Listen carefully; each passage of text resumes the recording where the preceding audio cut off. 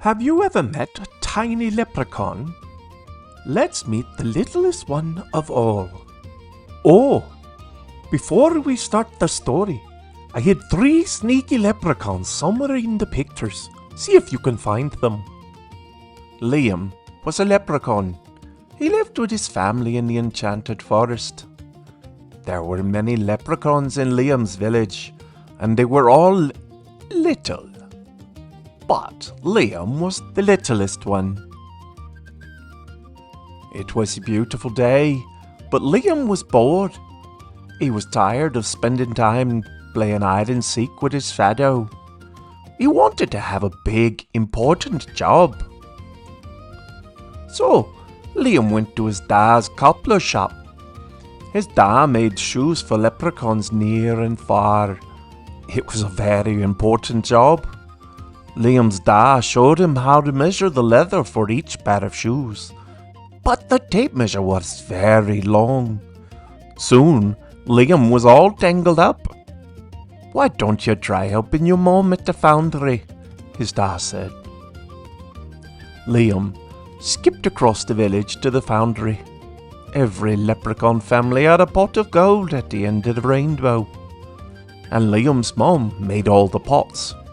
It was a very important job.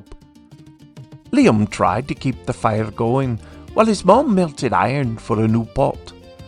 But Liam's hands were too small to carry enough wood, and his legs were too short to run between the furnace and the woodpile.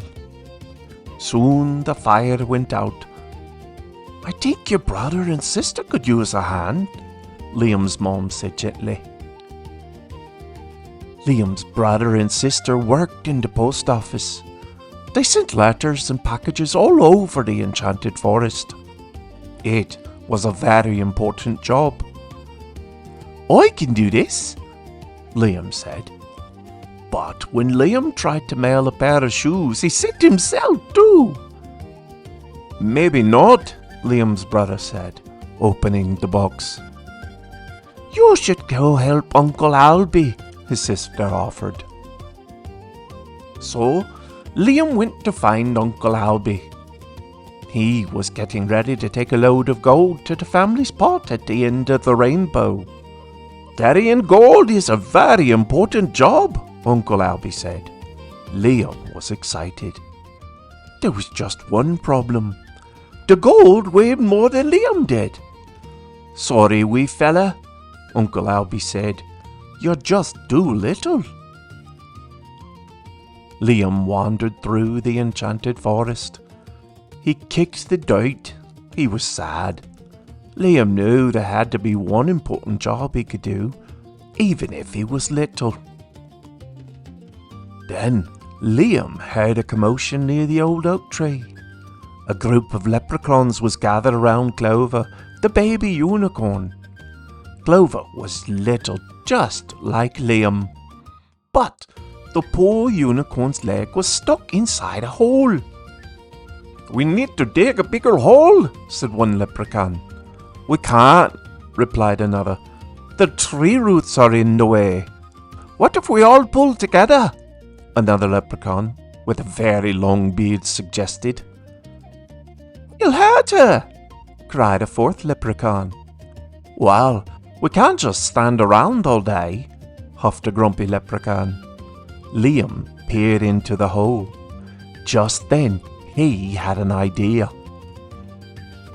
"I can help," Liam shouted extra loud. "You," said the grumpy leprechaun.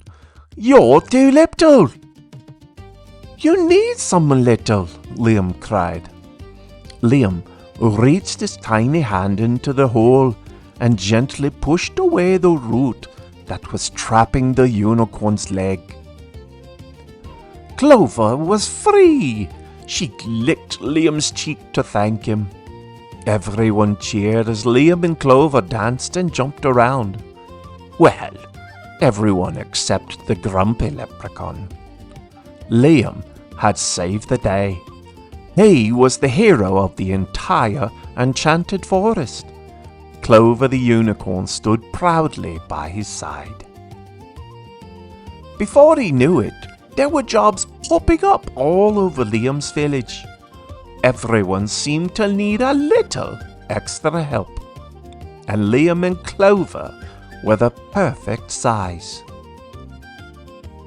Liam had found his big, important job after all, but even better, he had also made a special friend. The end. Well, did you find them?